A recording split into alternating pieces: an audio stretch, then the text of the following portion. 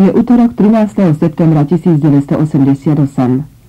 Dnes má okresný súd v Kroměříži rozhodnúť o ďalšom životnom osude Augustína Navrátila. K súdu prichádzame viac ako o hodinu skôr. Nikto nikde. Ani pred súdom, ani v budove. Pošnúrne poludnie nám na nálade nepridáva. Aj keď si veľké nádeje nerobíme, predsa len kdesi v kútiku našich duší bliká svetielko nádeje, že snáď zvíťazí zdravý rozum ľudí v sudcovských talároch. Naše meditácie prerušuje škrípanie brzd auta s poznávacou značkou Rakúska. V zápätí si podávame ruky s 2 lekármi zo Švajčiarska. Včera vypracovali na pána Navrátila lekársky posudok a urýchlene ho poslali prezidentovi republiky Husákovi a tunajšiemu súdu. Zoznamujeme sa so zástupcom veľvyslanectiev Spojených štátov, Veľkej Británie, Kanady, s novinárkou z Talianska. Po niekoľkých minútach vedľa honosných zahraničných limuzín pristávajú 2 staršie bicykle, z ktorých zoskakujú Augustín a Augustína Navrátilovci. Všetci sa hrnieme k ním. Prichádzajú ďalší a ďalší ľudia z celej našej vlasti, z Prahy, Bratislavy, Ostravy, Olomouca a z ďalších miest. Do češtiny a slovenčiny sa mieša angličtina, nemčina, francúzština, poľština. Každý chce hovoriť s každým a ku podivu si všetci rozumieme. Je opäť minút 13 hodín. Na chodbe druhého poschodia súdu ľudí pribúda. Je ich asi 70, možno viac. Späť vzdiali nás sleduje poriadková služba. Kto si nám oznamuje, že miestnosť pre 100 ľudí tu existuje, ale práve dnes je z dôvodu rekonštrukcie uzavrená. Takmer polovica sa nás tlačí do miestnosti pre 15. Predseda Senátu, doktor Jindřich Urbánek, všetkým stojacím nariaďuje okamžitý odchod. Tí, čo prví obsadili dvojrad stoličiek, vstávajú a uvoľňujú miesto dôležitejším, predovšetkým hosťom zo zahraničia. Ja tu ostávam stáť. Nemôžem sa pohnúť z miesta, ktorého sa za žiadnu cenu nemienim vzdať. Odrazu vyhrknem. Som redaktorka z Košíc a mám právoplatný novinársky preukaz. Predseda Senátu ma posíla pre súhlas k predsedovi súdu. Je 13 hodín. Pojednávanie sa začína. Stojím v kúte so zápisníkom v ruke. Po prvýkrát vo svojom živote sa zúčastňujem na súdnom pojednávaní za účasti veriacich. Predseda Senátu po obvyklých formalitách cituje posudok súdneho znalca vypracovaný na pána Navrátila československými psychiatrami. Odrazu zaznievajú iné hlasy. Už zreteľne počujem Otčenáš. V tom okamihu si nemôžem pomôcť.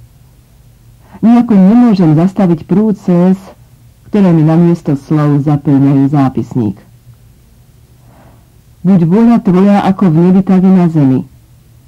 Modlitba sa rozlieha budovou ako naliehavý apel na svedomie sudcov. Môj pohľad sa pristavuje na Augustíne Navrátilovej, manželke obžalovaného. Pred 2 týždňami zomrela mama. Celá v čiernom, schúrená do kĺbka, ako by sa strácala v drevenom kresle. Pri pohľade na jej trasúce sa nohy, obuté v čiernych sandálkach, viem, že na tento obraz nikdy nezabudnem. Súčasne sa v duchu pýtam, za čo táto statočná žena, manželka a matka 9 detí je vystavená toľkému utrpeniu a poníženiu. Diagnózu paranoia querulens vo svojej svedeckej výpovedi potvrdzujú súdni znalci. Mladý obhajca ex ofo, ktorý iba nedávno opustil lavice právnickej fakulty a s ktorým sa pán Navrátil zoznámil až pred začiatkom pojednávania, sa znalcov pýta, v čom konkrétne spočívalo nedodržiavanie ochrannej ambulantnej liečby zo strany obvineného. Znalci to nevedia. Pán Navrátil sa súdnych znalcov pýta, o aké konkrétne bludy v jeho otvorených listoch ide a akej trestnej činnosti sa písaním svojich otvorených listov dopustil. Prokurátor odmieta na túto i na ďalšie otázky obvineného odpovedať. Z úst súdnych znalcov počujeme: paranoik je každý, kto dokáže strhnúť a ovplyvniť masy. A ja zrazu neviem, či mám nad týmto výrokom plakať, alebo sa smiať. Podozrivo mlčí i senát. Asi myslí na to, na čo ja, keby ich tak počul Lenin, Stalin, Gotthard. Keď sa ich pán Navrátil pýta na svoje konkrétne konanie, ktoré by postrádalo kontakt s realitou, dostáva odpoveď. Je neobvyklé, aby hradlár ČSD vzal na seba povinnosť hovoriť za iných, aby sa cítila považoval za tlmočníka katolíkov, ako je to v prípade petície moravských katolíkov. Teraz som presvedčená, že kontakt s realitou strácajú práve títo psychiatri. Zrejme zabudli na to, že ak vyše 500 000 občanov v Československu podpísalo petíciu, zvolilo si tým pána Navrátila za svojho zástupcu. A odpusť nám naše viny. Dolieha z chodby, zatiaľ čo súd vynáša rozsudok. Pán Navrátil je na slobode nebezpečný, preto...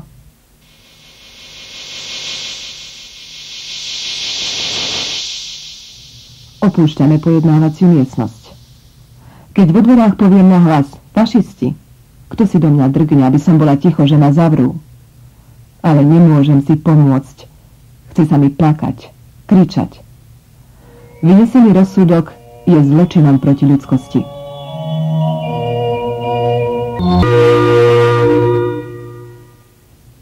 Nepomohlo ani odvolanie.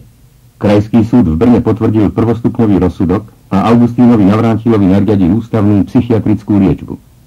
V októbri, presne v deň 70. výročia vzniku Československa, vlečie Augustína Navrátila 10 policajtov v uniformách a v civile do sanitky, pristavenej pred jeho domkom v Lutopecnách. Tvrdohlavý ako Tomáš Mórus ide Augustín Navrátil možno na dlhé mesiace trpieť za mreže psychiatrickej liečebne, lebo chcel poznať pravdu o smrti inžiniera Přemysla Coufala. Košická novinárka Mária Komárová sa aj pri súde s Augustínom Navrátilom vracala v myšlienkach k zavraždenému Přemyslovi Coufalovi a jeho rodičom. Jedného dňa sa vybrala za nimi do Kostelca na Hané. Môj obdiv a sympatie k statočnej matke Přemysla Coufala rastú od chvíle, keď sme prekročili prahy domu. Prvé, čoho si všímal, sú dobré, múdre oči za sklom okuliarov. Jas, ktorý im chýba, iste zostal vek, ale ešte viac to more žialu a beznádeje, vyvierajúce priamo z dosiaľ nezahojenej rany v jej srdci. Až tu začínam chápať rozmery tragédie týchto dvoch starých ľudí.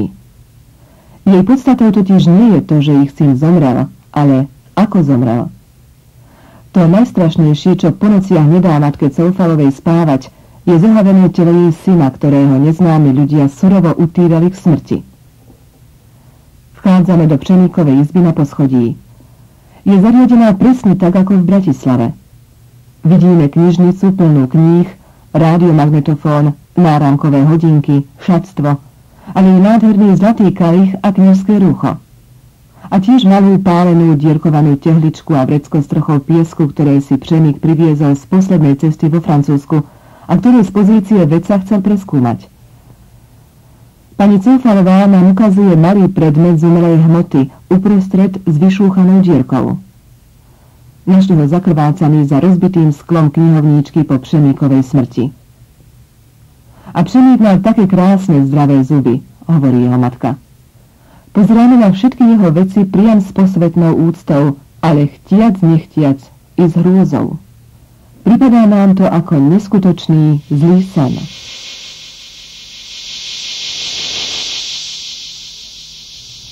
Srdce mi zvíra i pri stretnutí so staručkým pánom Coufalom. 82-ročný starček s čiernymi dobránskymi očami nám dojato stíska ruky a objíma nás ako vlastné deti.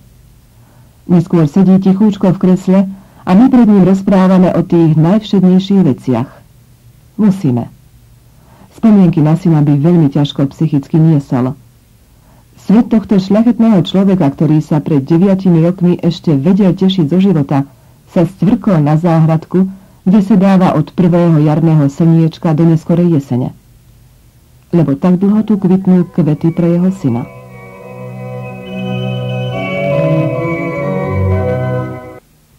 Krátko popoludní prichádza Anna Machovičová. Chodí sem každé 2-3 mesiace pomôcť pani Coufalovej s upratovaním.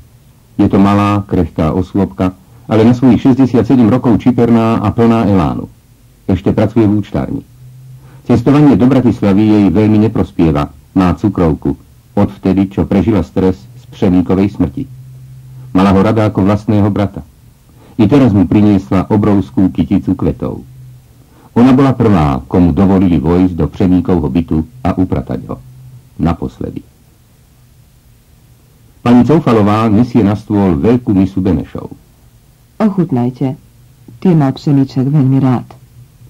Šišky z vajec a múky pečené v špeciálnej kameninovej pánvičke vyzerajú fantasticky a tak aj chutia. Napriek tomu mi sústo zostáva trčať v hrdle. Ako otázka, na ktorú dosiaľ nikto nevie dať odpoveď. Prečo musel zomrieť nevinný človek? Přemysl Coufala sústavne prenasleduje stará, svetlá, modrozelená škodovka. Sedia v nej ľudia s tmavšou pleťou. Přemysl tvrdí, že cigáni to nie sú. Byt, telefón aj auto má odpočúvané. Ak na ňom niekam idú s pani Machovičovou, ktorú priateľsky volá Anka, modlia sa ruženec alebo spievajú nábožné piesne. Auto mu tiež kto si poškodzuje. Jedna jazda, keď mu poškodili volant, mohla dopadnúť veľmi tragicky. Istým ľuďom ho teraz predstavujú ako predstaviteľa tzv.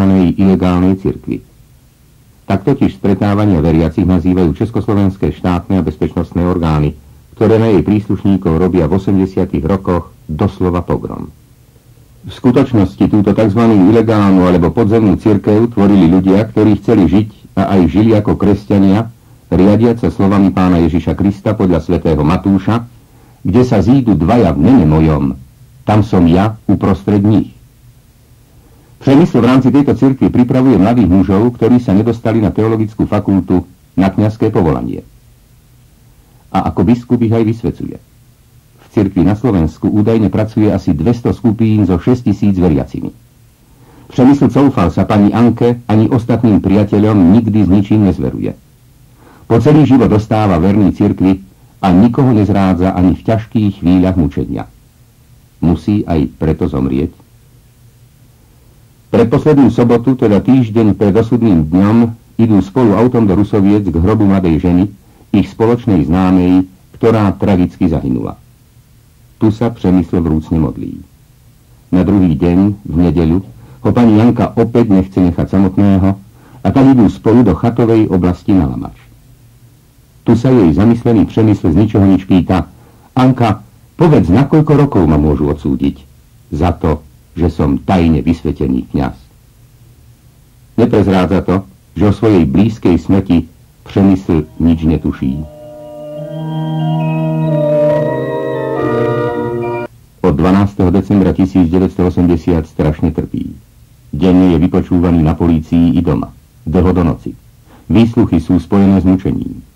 Na bielizni a šatstve, ktoré nosí domov do kostelca nahané matke prať, sú zle vyprané stopy po krvi. Všetko si najprv prepiera sám. Nechce, aby milovaná matka o jeho utrpení čo i len tušila. Přemysl prosí svojich katov, aby ho nechali na pokoji. Necíti sa v ničom vinný. Sľubujú mu to, ak im dá 20 000 korún. Zálohu im dáva hneď. Zvyšok si požičiava od pani Janky. V pondelok 23. februára 1981 predpoludním jej tieto peniaze vracia po známej. Ani čo by tušil, že ich pani Machovičovej už nikdy nebude môcť dať osobne. Nad smrťou dobrého, šľachetného a skromného človeka, dvojnásobného inžiniera Přemysla Coufala, kandidáta vied, ktorý ako 49-ročný na vrchole svojich tvorivých síl a bohabojného života umiera nad ránom 24. februára 1981 pod rukami vrahov, visí už 9 rokov tisícero otáznikov. Kto sú ľudia, ktorí ho vypočúvali, mučili a nakoniec zavraždili? Akých ľudí tmavej pleti používali na jeho sledovanie autom? V osudnú noc mučia Coufala sami eštébáci, alebo si na túto špinavú prácu najali platených zabijákov? Prečo jeho rodičom bezpečnosť odmietla ukázať fotodokumentáciu a advokátovi nahliadnúť do spisu? Prečo na svoje žiadosti a sťažnosti odoslané po synovej smrti na všetky ministerstvá a prokuratúry, dvakrát aj prezidentovi Husákovi, neprišla hneď odpoveď? Prečo im tieto orgány až po 4 rokoch oznámili, že ďalšie ich žiadosti budú odkladať bez vybavenia? Ak sa inžinier Přemysl Coufal niečím previnil voči zákonom, prečo ho podľa zákonov neodsúdili? Prinútil kto si lekárov a patológov napísať v správe o úmrtí a pitve, že to bola samovražda? Prečo si vrahovia vybrali na vraždu deň, keď ostatní nájomníci boli odcestovaní? Prečo? Prečo? Prečo? Pýta sa Přemyslova matka, jeho otec, príbuzní, priatelia i všetci čestní ľudia, ktorí Přemysla Coufala poznali. Dá im už konečne po 9 rokoch niekto odpoveď? V zahrádke bieleho rodinného domku na tichej Třebíšského ulici v Kostelci na Hané kvitnú od skorej jary do neskorej jesene prekrásne kvety. Zlaté ako lúče slnka, ktoré znamená život. Červené ako symbol lásky, biele ako nevinnosť. Než sa však stačia rozvinúť do úplnej krásy, dvoje trasúcich sa rúk ich z nehov odstriháva, viaže do kytíc, prevezuje stuhou. O niekoľko kilometrov ďalej, v Hrubčiciach, ich tie isté ruky s láskou kladú na hrob, v ktorom spí svoj večný sen Přemysl Coufal. Vážení poslucháči, zo štúdia Kompas ste počúvali reportáž o smrti inžiniera Přemysla Coufala Čakanie na okamih pravdy. Texty autorsky pripravila Mária Komárová, pre rozhlas upravil redaktor Michal Želiar. V réžii Rudolfa Gabriela čítali Dagmar Podhradská, Marek Rojan, Peter Moskovič a Alan Antalis. Programom vás prevádzala Anka Dušanová. Postscriptum redaktora. Pokým nezávislé súdy nepovedia svoje stanovisko k prípadu Přemysla Coufala, zostávajú všetky dohady, či išlo o vraždu alebo samovraždu, iba dohadmi. Čo však nevylúči, aby si dotiaľ ľudia neurobili na celú vec svoj vlastný názor, tak ako to urobila košická novinárka Mária Komárová. Vážená paní Komárová, s radostí vám posíláme tuto kazetu pořadu, který jste připravila a který byl odvysílán v rozhlasové stanici Svobodná Evropa dne 18. března mezi 19:10 až 20:00. Přejeme vám příjemný zážitek z tohoto poslechu a přejeme vám také všechno nejlepší. Za oba dva doktor Libuše Čeřovská, inženýr Zbyněk Čeřovský. Srdečně vás zdravíme v Košicích a těšíme se na další příspěvek. Naschledanou. Tohle je našim snům tak málo podobný. Pravdu jsi, Vašku, uhodil. Pro tebe, táto, a pro svý děti malý spláchnu to bláto. Jak jsme si vždycky přáli, vždyť máme právo. A co mají vlastně oni, lži dává sílu. Kdo se říct pravdu bojí, upřímnost masky. S odvahou anonyma, z pravdy a lásky. Nadělaj homonyma a z lidí šašky. Z vyžilých štětek dámy, rozpitý flašky a uplakaný mámy. O tobě žít si budem, jsem mi svobodný. Jo, svobodný. Tisíckrát státou svým jsem stil. A hrdej byl. Tohle je našim snům tak málo podobný. Zase nás někdo ošidil. Když pravdu znárodnil, do tváře uhodil.